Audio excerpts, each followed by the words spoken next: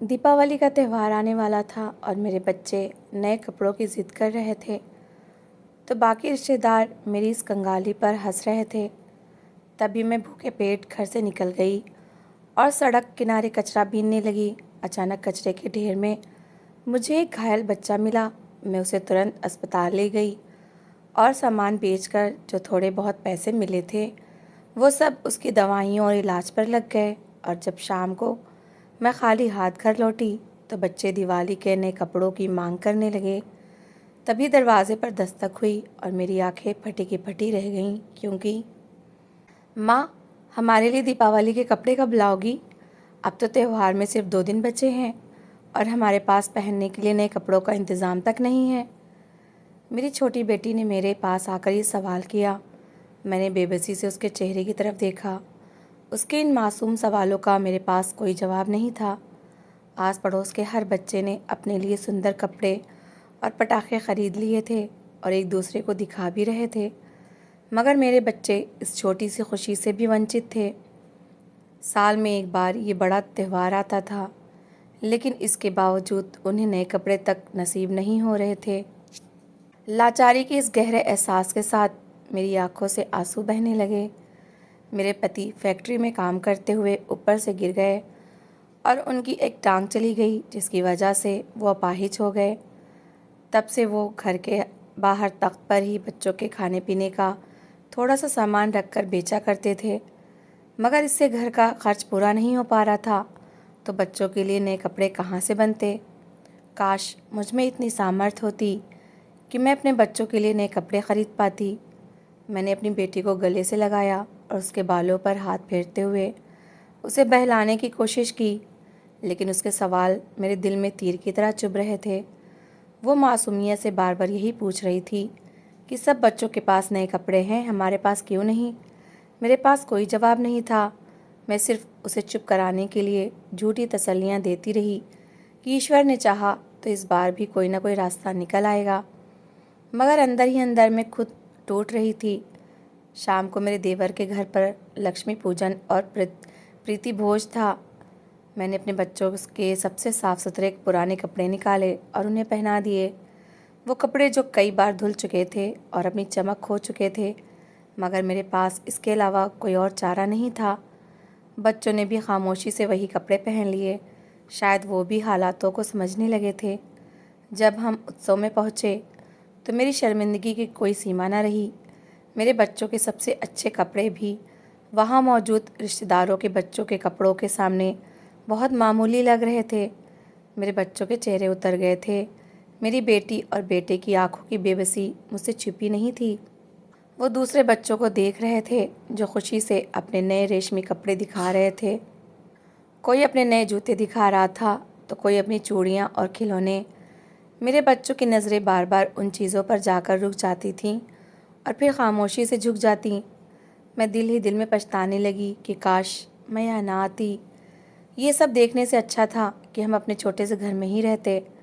मेरे देवर के बच्चों ने मेरे बच्चों को अपने कमरे में ले जाकर अपनी दीपावली की तैयारियां दिखानी शुरू कर दीं। रंग बिरंगे कपड़े, खिलौने और मिठाइयाँ देखकर मेरे बच्चों के दिल भर आए। वो कुछ देर तक खामोशी से सब देखते रहे और फिर कमरे से बाहर निकल आए। उनके चेहरों पर वही उदासी थी जो मेरे दिल में थी। भोजन का समय हो रहा था। सब एक साथ भोजन के लिए बैठ गए। मेरे बच्चे मेरे पास आकर बैठ गए और अचानक ऊंची आवाज़ में कहने लगे, माँ, हमें भी ऐसे ही नए कपड़े दिलाओ, हमें भी वो सब चीज़ें चाहिए। उनकी आवाज़ में ज़िद कम और दर्द ज़्यादा था। उनके शब्द सुनकर मेरा दिल टूट गया। मेरी आंखों से आंसू निकलने ही वाले थे, मगर मैंने खुद को संभाला। वहाँ मौजूद लोगों में से किसी ने भी मेरे बच्चों को प्यार से नहीं देखा, बल्कि कुछ लोग मुस्कुराने लगे और कुछ ने व्यंग भरे अंदाज में एक दूसरे की तरफ देखा। मुझे ऐसा लगा जैसे हम किसी उत्सव में नहीं बल्कि तमाशा बनकर रह गए हैं। मैंने जैसे तैसे बच्चों को चुप कराया और खाना ख़त्म किया, उन्हें बहलाया फुसलाया और जल्दी से वहाँ से निकल आई। घर आकर मैंने दरवाज़ा बंद किया और बच्चों को सुला दिया। जैसे ही वो सोए, मेरी हिम्मत जवाब दे गई और मैं फूट फूट कर रोने लगी।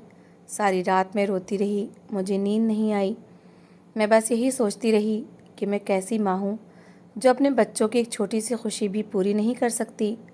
सुबह मैंने संकल्प किया और मन ही मन एक फ़ैसला लिया कि चाहे कुछ भी हो जाए, मैं अपने बच्चों के लिए दिवाली के कपड़े ज़रूर लाऊंगी। मैंने बच्चों को सुबह जल्दी उठाया, उन्हें नाश्ता कराया और फिर उन्हें दोबारा सुला दिया। इसके बाद मैं घर से निकल गई। मेरे कदम भारी थे, मेरा इरादा मजबूत था। मैं मेन सड़क पर पहुंची और कचरा चुनने लगी। ये काम मेरे लिए नया था, मगर मजबूरी ने मुझे सब सिखा दिया था। मैं हर ढेर के पास जाकर छटाई करती और उसमें से बिकने लायक चीज़ें निकालती। प्लास्टिक के टुकड़े, लोहे के पुराने पुर्जे और अन्य चीज़ें जो थोड़े पैसों में बिक सकती थीं। धूप तेज़ थी और भूख भी लग रही थी, मगर मैंने रुकना ठीक न समझा। मेरे दिमाग में सिर्फ अपने बच्चों के चेहरे थे और उनकी वो इच्छा जो कल पूरी ना हो सकी थी। एक दो बार मैं घर भी गई और बच्चों को देखकर वापस आ गई। मैंने उन्हें पड़ोस वाली चाची के पास छोड़ दिया था। वो स्वयं भी गरीब थीं, मगर दिल की बहुत अच्छी थीं। वो अक्सर मेरी मजबूरी को समझती थीं और मेरे बच्चों का ख्याल रख लेती थीं। मैं उनकी आभारी थी कि इस मुश्किल घड़ी में वो मेरा सहारा बनी हुई थीं। पूरा दिन मैंने कड़ी मेहनत की। मेरे हाथ गंदे हो चुके थे, मेरे कपड़े पसीने से तर थे और शरीर थकान से चूर हो रहा था, मगर मैं रुकी नहीं। अंततः शाम तक मेरे पास काफ़ी सारी चीज़ें जमा हो गई थीं। मैंने वो सब एक कबाड़ी को बेच दिया। उसने मुझे कुछ पैसे दिए जो मेरे लिए किसी ख़जाने से कम नहीं थे। मैंने उन पैसों को मजबूती से मुट्ठी में पकड़ा और मेरी आंखों में आंसू आ गए। ये आंसू दुख के नहीं, बल्कि एक उम्मीद के थे। मुझे लगा जैसे ईश्वर ने मेरी मेहनत देख ली है। शायद अब मैं अपने बच्चों के लिए कुछ न कुछ ले सकूंगी। शायद इस बार दिवाली पर मेरे बच्चों के चेहरे भी खुशी से चमक उठेंगे। मैंने उन पैसों को मुट्ठी में दबाया और धीरे धीरे घर की तरफ चलने लगी। मेरे कदमों में थकान थी, मगर दिल में एक अजीब सी खुशी कि आज शायद मैं अपने बच्चों के लिए कुछ ख़रीद पाऊंगी। रास्ता लंबा लग रहा था, मगर मैं बार बार अपनी मुट्ठी खोलकर उन पैसों को देखती और फिर बंद कर लेती, जैसे डर हो कि कहीं ये कोई सपना ना हो और सब कुछ अचानक ख़त्म ना हो जाए। मैं अभी कुछ ही दूर चली थी कि मेरी नज़र एक और कूड़े के बड़े ढेर पर पड़ी। ये जगह एक बड़ी कॉलोनी के पीछे की तरफ थी, जहाँ अमीर लोग अपना कचरा फेंकते थे। उस ढेर में कुछ चीज़ें चमक रही थीं। मुझे लगा शायद यहाँ से मुझे पीतल या कोई कीमती धातु मिल जाए, जिसे बेचकर मैं और पैसे कमा सकूँ। मेरे मन में तुरंत बच्चों के कपड़ों का विचार आया और मैं बिना सोचे समझे उस ढेर की तरफ बढ़ गई। मैंने झुककर कचरा हटाना शुरू किया। अचानक मुझे एक हल्की सी कराहने की आवाज़ सुनाई दी। पहले तो मैं चौंकी, फिर ध्यान से सुना तो आवाज़ वाकई किसी छोटे बच्चे की लग रही थी। मेरा दिल जैसे किसी तेज़ी से धड़कने लगा। मैंने जल्दी जल्दी कचरा हटाया और फिर जो दृश्य मेरे सामने आया उसे देखकर मेरे हाथ कांपने लगे। वहाँ एक नन्हा सा बच्चा पड़ा था, लगभग 5-6 महीने का। उसका शरीर गंदगी से सना हुआ था और उसकी सांसें बहुत धीरे चल रही थीं। उसका चेहरा पीला पड़ चुका था और शरीर पर जगह जगह लाल दाने निकले हुए थे, जैसे उसे कोई गहरा संक्रमण हो गया हो। उसके पास से दुर्गंध भी आ रही थी। मुझे तुरंत अंदाज़ा हो गया कि ये बच्चा कई घंटों से यहाँ पड़ा हुआ है। शायद कोई गंभीर बीमारी उसके नन्हे शरीर को जकड़ रही थी। मेरा दिल ज़ोर ज़ोर से धड़कने लगा। मैंने तुरंत उसे उठाया। वो बेहोश था, मगर सांसें चल रही थीं। मैंने घबराकर इधर उधर देखा और पास से गुजरने वाले लोगों को पुकारा, क्या ये बच्चा किसी का है? मगर सब ने बेरुखी से मना कर दिया। किसी ने कहा, हमें नहीं पता, और कोई बिना रुके आगे बढ़ गया। मुझे उन लोगों की संवेदनहीनता पर दुख भी हुआ और हैरानी भी। मैंने समय बर्बाद करना ठीक न समझा और बच्चे को अपने सीने से लगाया और तेज़ी से अस्पताल की तरफ दौड़ने लगी। थकान के कारण दौड़ना मेरे लिए बहुत कठिन था, मगर इस समय मुझे अपनी नहीं, उस बच्चे की चिंता थी। मेरे दिमाग में सिर्फ यही था कि अगर मैंने ज़रा भी देर की तो शायद ये बच्चा न बच सके। कुछ ही देर में मैं अस्पताल पहुंच गई। वहां जाकर मैंने तुरंत डॉक्टर को बुलाया। डॉक्टर ने बच्चे को देखा तो उसे तुरंत इमरजेंसी में ले जाया गया। उन्होंने बताया कि बच्चे को गहरा संक्रमण हो गया है। गंदगी में पड़े रहने के कारण उसके शरीर में बैक्टीरिया फैल गए हैं और अगर तुरंत इलाज न मिला तो उसकी जान जा सकती है। ये सुनकर मेरे हाथ पांव ठंडे पड़ गए। मैं दरवाजे के बाहर खड़ी प्रार्थना करती रही कि हे ईश्वर, इस बच्चे को जीवन दान दे। कुछ देर बाद नर्स बाहर आई और उसने कहा कि दवाइयाँ और इंजेक्शन तुरंत लाने होंगे। मैंने बिना कुछ सोचे अपनी मुट्ठी खोली और सारे पैसे उसके हाथ पर रख दिए। वही पैसे जो मैंने दिन भर मेहनत करके अपने बच्चों के कपड़ों के लिए जमा किए थे। एक पल के लिए मेरे मन में विचार आया, मगर अगले ही पल मैंने उसे झटक दिया। इस समय एक मासूम की जान बचाना ज़्यादा ज़रूरी था। मैंने सारी दवाइयाँ खरीदी और डॉक्टर को दे दी। काफ़ी देर बाद डॉक्टर बाहर आया और उसने बताया कि बच्चे की हालत अब स्थिर है, मगर उसे अभी देख रेख में रखना होगा। मैंने चैन की सांस ली। मेरी आंखों में आंसू आ गए, मगर इस बार ये आंसू सुकून के थे। मैं वहीं बैठी बच्चे के होश में आने का इंतज़ार कर रही थी कि अचानक एक घबराया हुआ आदमी अस्पताल में दाखिल हुआ। उसके चेहरे पर गहरी चिंता थी। वो हर किसी से पूछ रहा था, क्या किसी ने एक छोटा बच्चा देखा है? मैं तुरंत उसके पास गई और उसे पूरी बात बताई।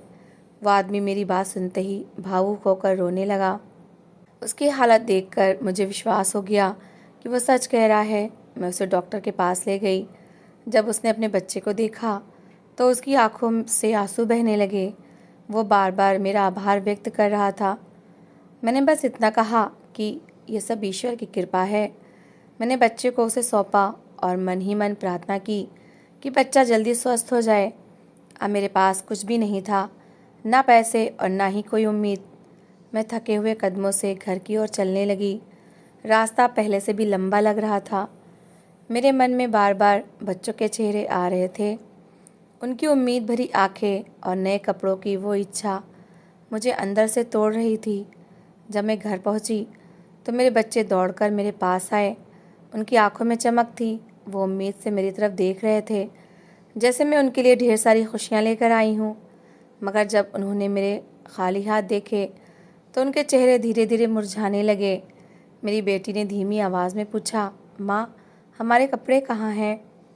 मैं चुप खड़ी रही। मेरे पास कोई जवाब नहीं था। मेरे बेटे ने भी उदास नज़रों से मेरी तरफ देखा और बिना कुछ कहे एक तरफ जाकर बैठ गया। उनके चेहरों की वो उदासी मेरे दिल को चीर गई। मैंने बड़ी मुश्किल से खुद को संभाला और उन्हें गले लगा लिया, मगर मेरे अंदर एक तूफ़ान मचा था। मैं जानती थी कि आज मैंने एक जान बचाई है, मगर मेरे बच्चों की खुशी एक बार फिर अधूरी रह गई थी। मैंने उन्हें सीने से लगा लिया, पर मन उदास था। एक तरफ इस बात का सुकून था कि एक मासूम की जान बच गई, और दूसरी तरफ बच्चों की अधूरी इच्छाओं का बोझ मुझे कचोट रहा था। बेटी मेरे कंधे से लगकर खामोशी से आंसू बहा रही थी, जबकि बेटा ज़मीन को घूर रहा था, जैसे अपनी किस्मत से नाराज़ हो। मैंने उन्हें बहलाने की कोशिश की, मगर मेरे शब्दों में वो ताकत नहीं थी जो उन्हें सांत्वना दे सके। अंततः मैंने उन्हें पानी पिलाया और थोड़ी देर बाद वो दोनों थकान और उदासी के कारण वहीं सो गए। घर में अजीब सी खामोशी छा गई। बाहर दीपावली की रौनक बढ़ रही थी, मगर मेरे घर में न कोई विशेष भोजन था और न ही उत्सव का कोई रंग। मैंने चूल्हे पर रखी सादी दाल गरम की और रोटियां रख दीं। खाने का मन तो नहीं था, पर मैंने खुद को मजबूर किया ताकि हिम्मत बनी रहे। अभी मैंने खाना शुरू ही किया था कि अचानक दरवाजे पर दस्तक हुई। मैं चौंक गई। इस समय कौन हो सकता है? मेरे दिल की धड़कन बढ़ गई। मैं धीरे धीरे दरवाजे की ओर बढ़ी और कुंडी खोली। दरवाज़ा खुलते ही मेरी आंखें हैरत से फैल गईं। मेरे सामने वही आदमी खड़ा था जिसे मैंने अस्पताल में देखा था, मगर इस बार वो अकेला नहीं था। उसके पीछे बड़ी बड़ी गाड़ियाँ खड़ी थीं।